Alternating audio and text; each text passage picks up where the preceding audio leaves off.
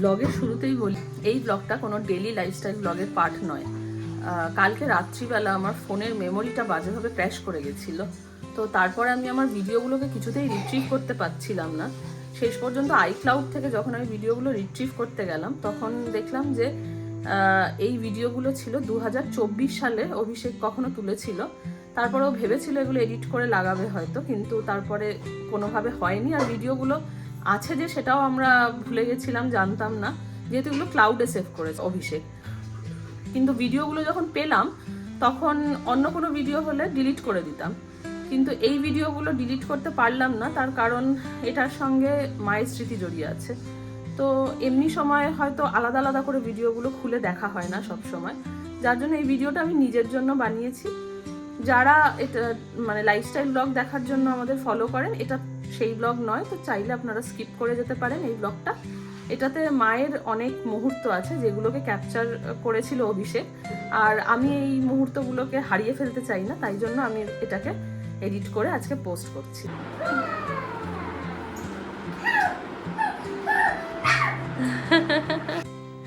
এটা ছিল 2024 সালের দুর্গাপুজোর সময়। অভিষেক ঠিক পুজো শুরুর মুখেই ষষ্ঠীর সকালে জাহাজ থেকে নামলো। সেইবারটা অনেক লড়াই ঝগড়া করেই ওকে জাহাজ থেকে নামতে হয়েছিল। তখন অবশ্য আমরা কোথায় আর জানতাম যে মায়ের সাথে এটাই হবে আমাদের শেষ পুজো।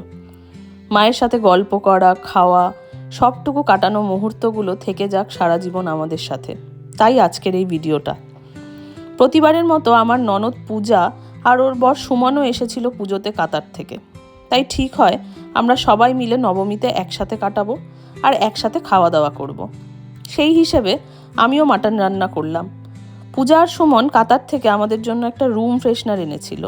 ওটা কিভাবে কাজ করে ওরা দুজন আমাদেরকে সেটাই দেখাচ্ছিল।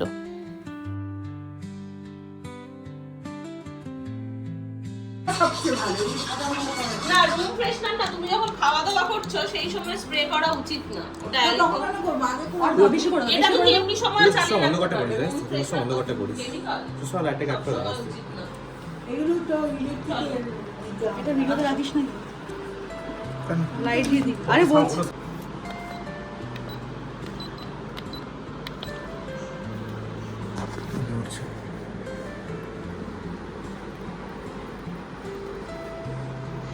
এবি তো ভালো গন্ধ দিচ্ছে। কিন্তু এটা কি কি ফ্লেভার আছে? ওশান রোজ কটেজ।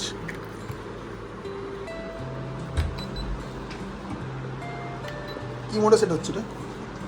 এটা 1 আওয়ার, 3 আওয়ার, 6 আওয়ার আছে। মানে কি 1 ঘন্টা পর বন্ধ হয়ে যাবে, 3 ঘন্টা পর বন্ধ হবে, 6 ঘন্টা পর এরকম। 3 আওয়ারটা দিয়ে সবাইকে আলু দিই। কেন ব্লগে দেখতে হবে? ব্লগটাই তো পাঠাবো না, কেন গ্যালারিতে আসবে ব্লগে। এটা কি ঝোল আর আলু দিই? ফেসবুকে এটা এরকম ভাবে খাচ্ছ কেন? দেবে আরেকটা আলু দেবো। ব্লগটা দেবে, ব্লগটা পাঠাবো, ব্লগটা দেবে, ব্লগটা পাঠিয়ে দেবো, ব্লগটা দিয়ে দেবো। আলুটা দিয়ে নিই।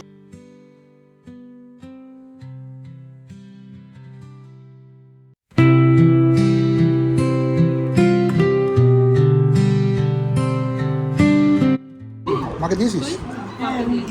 পনির খাবে না? দুটো পনির বেশি না, একটু আলু দেবো। বেশি কথা বলিস। হ্যাঁ, এই জিনিসটা কি গো মাটনের?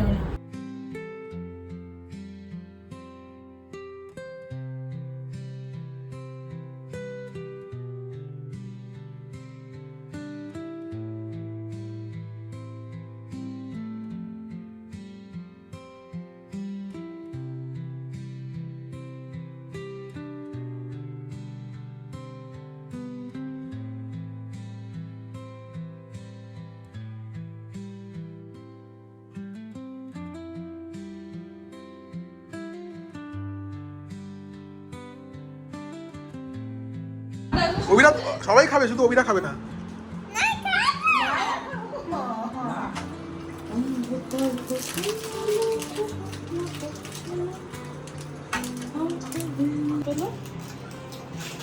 চা হয়েছে, খেয়ে নিতে হবে। চা হয়েছে, সব চা বিস্কুট টিস্কুট নেওয়া হচ্ছে। আমাকে দে পূজা হ্যাঁ এটা দিয়ে দিচ্ছি আমাদের। এটা দিয়েছি।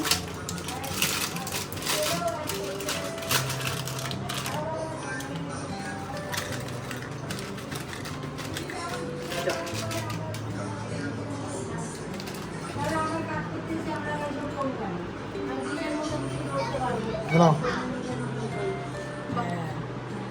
আরেকজনকে কোনায় কি খাচ্ছি? কোনায় খাচ্ছিস?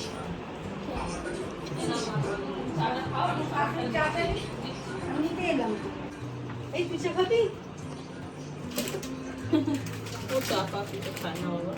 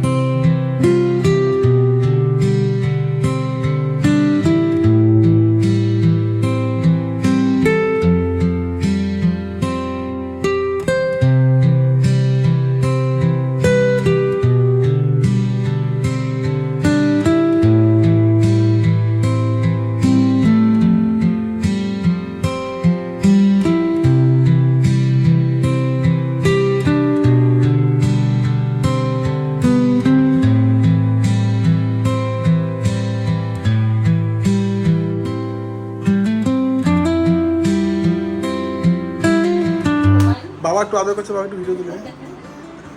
এটা হিস্টোরিক ব্যাপার, বাবা আদর করছে।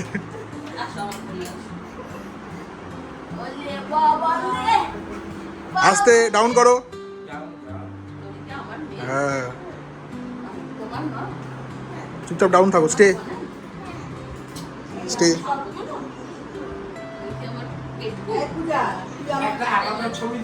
চিন্তো ক্যাবিনেটের মধ্যে রেখে দিয়েছি।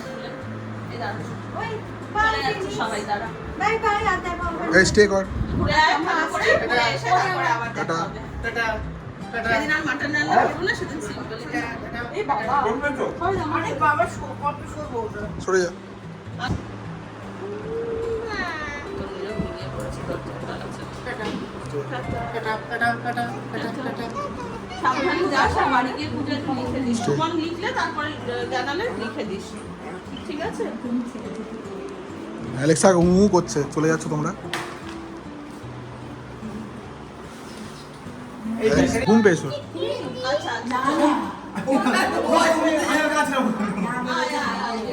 এখানে অন্ধকার।